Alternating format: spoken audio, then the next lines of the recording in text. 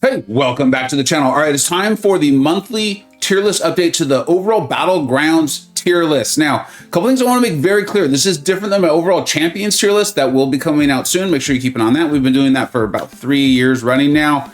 And this is something we started before Battlegrounds started, and there's been a lot of evolutions to it. Now, if you're totally used to the preamble, the legend, the whole thing, I will put a link in the description or timestamp in the description. You can jump directly to it, but I highly suggest you watch this if you don't fully understand it, because I often get a lot of questions to let me know people either didn't understand the intro or they didn't listen to it. And it's worth understanding. It's worth listening to. Okay, so there's we have these broken down between dual threats, attackers, and defenders. Now, when I first started this tier list, I thought dual threats were by far the most important, and they still are. Let's call it the base, the foundation of how I build my decks. But I do believe, and I know enough of these incredibly high tier players, that you need and have to have a mix of that. And so the dual threats are just as important as the attackers and the defenders. So if you don't see your favorite champion up there, make sure you stick around and take a look at the attackers and the defenders. Also, every champion is only listed once, or every champion that is listed is only listed once, and they're listed in their best possible designation. An example like that would be Doom. Doom is a phenomenal dual threat. Obviously a good attacker, obviously a good defender, but the highest designation was gonna be that tier of all in the Mystic class there. And then also in the Legend, you can see the Legend, the same emoji will be used slightly differently based upon what category they're in. Take a look at it, read it. And then as always, I've checked in with the whole MCoC Illuminati, phenomenal players, Battlegrounds players, names you see at the top of the leaderboards, winning my tournaments, advancing very far. Make sure you go and you check them out and you learn and get better at this game. And last but not least, there will be a screenshot size edition of this tier list that will be made and put on my Twitter feed. I put those up about once a month. Whenever there's a new update, give a week or two just to make sure it gets done. So make sure you follow me on Twitter so you can get that screenshot size there. I know people like that. And then of course the tier list is linked in the description of this video. Now, the microphone always means we're going to talk about in this video, and we're going to move through. I thought this was going to be a quick one, a quick, easy one. I'm just going to talk about Moondragon, Iceman, and Adam Warlock. And then the Illuminati look at this and they're like, we need to make some adjustments. And I do believe they're correct.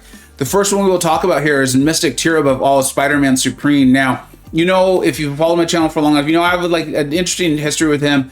I just felt like the power gain was too much, going to SP3 too soon. But sure enough, players like B McG, Karate Mike, Bitter Steel showing us how well you can manage that power even with high Mystic Dispersion. Make sure you throw those SP1s, taking out those champions that have a lot of buffs, and then also taking out champions that don't have a lot of buffs.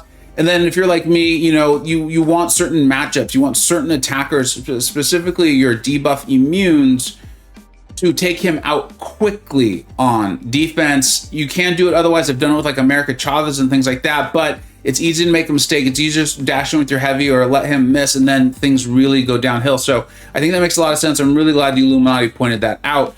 This one is completely due to TJ really bringing this to the forefront. It makes so much sense. I mean, I've seen you soften my own tournaments, use Spider-Ham so incredibly well. Dot out there in the community, obviously a big Spider-Ham fan, showing us how well Spider-Ham can be used. And one of the things TJ really mentioned was no one's really immune to what he does, right, offensively. And then so many of the defenders in Battlegrounds are Mystic because they're good defenders, Mystic Dispersion, and Spider-Ham uses that against them, getting to throw their specials more and more, getting those power stings on and just doing phenomenal damage. And then of course we know he's really not fun to fight. I don't mind fighting him even when I don't have ideal counters, but that's unusual, and I do think he's tough. Continue to move on through there. I want to talk about Magneto just very briefly, and ultimately what I'm going to say is we thought about demoting him in a way. It's not truly a demotion, but he'd be moving down to the highest tier of attackers with the possible defensive use emoji, right? And you'll see as we go to attackers, we do that, right? Because some of them can be used defensively and vice versa with the defenders offensively. It feels like as this game mode has grown, it's become more rich, and our understanding of it's gotten better, and players learning how to fight defenders better. Some champions who were once in these top tiers are moving down, or they're moving from dual threats to attackers or dual threats to defenders. You're going to see that with a couple other champions here today. Let me know what you think. I think Magneto still kind of deserves to be up there with that, maybe with the signature ability there. I think that's what limits the ability to be taken too much damage in one fell swoop, let's call it. But it didn't make a lot of sense to me for him to potentially move down to attackers to the highest level with that defensive capability designation. All right, that is it for the tier above all dual threats. All right, and then I actually forgot to talk about future Ant-Man Zane. He has really come on. Now, BMFG's been telling us for quite a while how good he felt Zane, future Ant-Man, was going to be. Phenomenal in War and in Battlegrounds. We saw that start to come into play in my Vega Battlegrounds Championship, the 3-star edition, because so many people had him. You know, he can be played in a way where the defender almost never gets a chance to throw a special, or they do, but you can play it in a way where they never take that opportunity. Make sure you check out B's channel so you can see some of those gameplays and tactics like that. Then the damage is also good enough where he's ending the fights quickly enough for it to be a positive or a strong Battlegrounds attacker.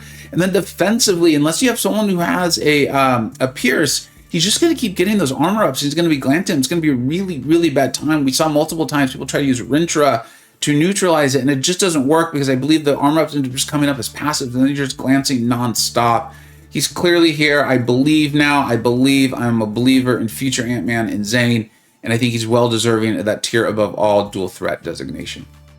Moving into the top shelf of dual threats, remember all these champions, depending on that meta, you really want to adjust for it. And also these are about rank ups. You might not have all the top options. I don't have them all at the highest ranked. The first one we're going to talk about today is Iceman. Now he's fresh off his buff. I understand why it wasn't added, and it makes sense to me. It just, my wish list would have been that he had a punish for purifying his debuffs, something that punishes skill, those sorts of things. Like give us that Toad, that Storm X, that Bishop mechanic. But I get it. He's been in the game a long time. He's been out there. So I understand. That being said, I do think his buff was very good. I think you have him at a high enough sig. He's going to be critting more. You can throw those SP1s, really stack those up, maybe get the detonation with the heavy. Also, very few champions are immune to his various, was the Cold Snap and Freezer Burn or something like that, damage that he has. And then, of course, if you have him awakened at a high sig and you place him on defense, very few champions like Warlock and there's a couple other aren't going to take that initial damage. Now, some skill champions are going to shrug it right away, but that's getting pretty limited on the champions that are purely immune and the champions that can shrug it right away and is guaranteed to do that. So I think he makes a lot of sense there. The reason we're not going to see him higher is one is time. I'd like to see it and make sure it works. But then also is potentially his damage. He may be a little bit slow. Let me know your feedback on that. I'll be monitoring that this next season and 8 and 9, and of course my own tournaments, seeing how he's used, how he's utilized. I have my own at Sig 200 rank 3, maybe going to rank 4 one day. We'll see how that plays out.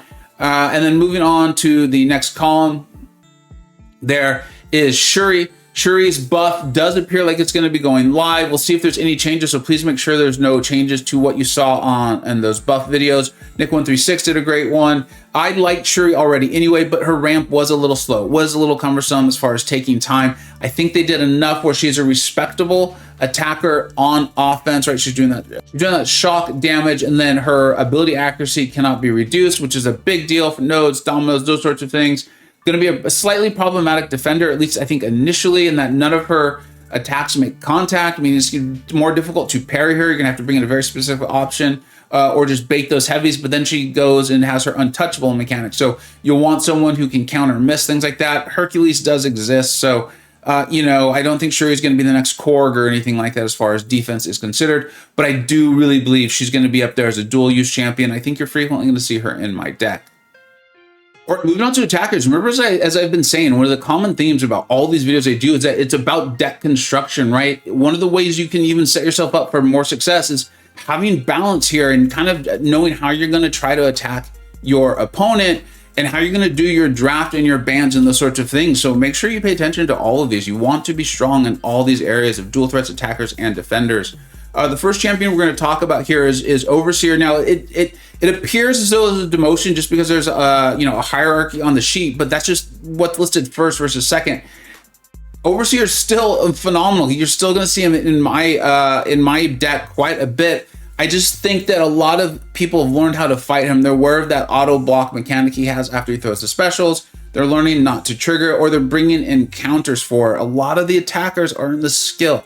Skill can often get around that auto block, right? This is kind of how it works, as we've talked about, right? So he's still phenomenal. He's still great. I do not value him any less. I just value less his defensive capabilities. He'd be most highly ranked in as an attacker. And he's got the little emoji there letting you know he's got some defensive capabilities if you're able to back your opponent into a corner. Kate Bishop. This one is a tough one for me because I know people are struggling to fight her as a defender. I believe I even will, as you see me stream some Battlegrounds and things like that in the next few seasons. But I don't know if her defender capabilities are necessarily strong per se, like in that I think part of it's new, and that's why we have the little Battlegrounds monster there. Now, offensively, she's a monster, well deserving of this tier above all skill designation. Gonna help you out with a lot of troubling defenders, Mystic, Science, a lot of these defenders that we constantly are frequently seeing. She's gonna help you out. We've talked about it at length in other videos with her. I don't want to talk too long about her, but you could maybe one day see her move up into the dual threats, but what I would want is to see maybe 8, 9, season 10. If she's still causing people problems on defense, then we'll look at moving her to the dual threat category. But right now, I think she's better as a tier above all attacker with, again, with some defensive capabilities could be used. You could really track your opponent. Now, we have a new champion coming in, Moondragon, and you know, I saw the potential, but I thought she was going to be a bit niche, right? The way she's interacting with those debuffs that are put on her. I also, and you're going to hear me talk about this more in my overall tier list rankings that'll be coming out soon. I feel like there's a little bit of Carl in her, Carl being absorbing. And what I mean by that is, you know, I DLL on stream and I'm a big fan. We're friends. And one of the things he talked about was like the other designers talking about, hey, how can you do this better? What are you getting for doing this better? And I think that's in there with Moondragon.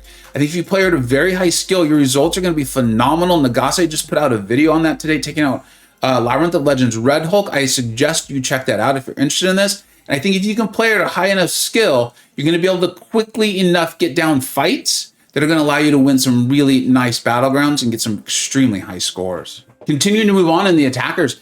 Tier above all, I think we've got to look at Gambit with the Relic. Now, I haven't been able to put out a lot of videos lately. I've just been so busy with work and family things. I've recently pulled my own 7-star Gambit, and it's, man, I'm not going to remember the names. I think it's Metal Sonic Dude and then Bitter Steel, and I apologize if there's a third person who's put out a video. Showing us 7-star Gambit, you can do that stat focus, and then you need that Relic. Buddy Lee's the other one who did a phenomenal job. The results are actually quite good. I will highly consider taking Gambit to rank 2 if and when that time comes. His prestige is really good and that'll play into it. But I do think this is someone, he's got some nice utility, allowing you to take some cores and things like that. Not taking the damage back that can be on nodes, that can be on specific defenders. So there's enough, I think, niche to potentially specialized utility along with tremendous damage. If you haven't seen those videos, I highly recommend you check them out. Shocker is new. I pulled him. I've, for the most part, almost sworn off 6 stars in some ways. I'm being a bit hyperbolic there, using a bit of hyperbole to have some fun. I immediately took him to rank 4. I played him a little bit, and I was like, I truly love this champion. I thought there might be a bit too much simplicity in him to handle the difficult nodes. I'm very excited about trying to force him into some of my Battlegrounds decks, into some of my drafts, and using him, his very unique ability to not have his first special cost any power and then keep that going and then use those, I think it's the Vibro Shark charges off the SP2. I think there's a lot here with this guy. I like him. I'm looking forward to using him in that really huge heavy. And then MSD has shown us some ways to utilize that SP1 a little bit more, meaning you don't have to play him a specific way, or if something's preventing you from doing that, he may still be able to do a lot of damage to get those fights done. I like that. I like resilient champions when I'm going into Battlegrounds. And then last is the other new champion for this month is Adam Warlock. I mean, there's not much to say about this guy.